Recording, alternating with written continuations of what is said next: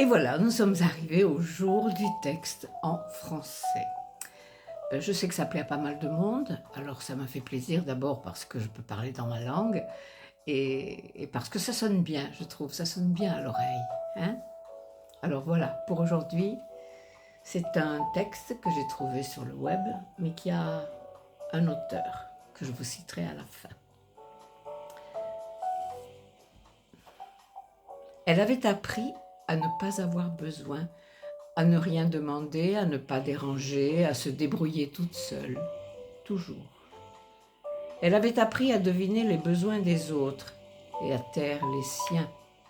Elle avait appris à dire « ça va », même quand tout s'effondrait à l'intérieur. Elle avait appris à être forte, même quand elle avait envie qu'on la tienne. Pas parce qu'elle n'avait pas besoin, mais parce qu'un jour, quand elle a eu besoin, il n'y avait personne. Alors elle s'est construite comme ça, en ne comptant que sur elle-même, en se relevant seule, en pleurant dans l'ombre, en serrant les dents au lieu de tendre la main.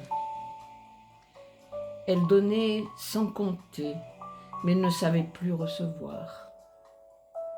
Elle écoutait tout le monde, mais ne savait plus parler d'elle. Et pourtant, parfois, elle rêvait qu'on la voie, qu'on devine, qu'on vienne alors sans qu'elle ait à demander, qu'on prenne soin d'elle, juste un peu, pourquoi pas. Pas parce qu'elle était faible, mais parce qu'elle était fatiguée de tout donner seule et de tout porter seule.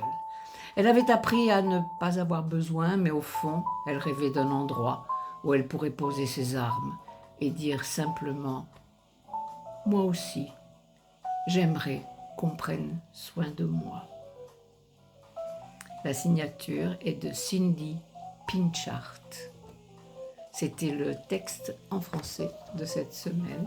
J'espère qu'il vous a plu et j'espère de vous retrouver la semaine prochaine. À bientôt, de Barbara Marchand.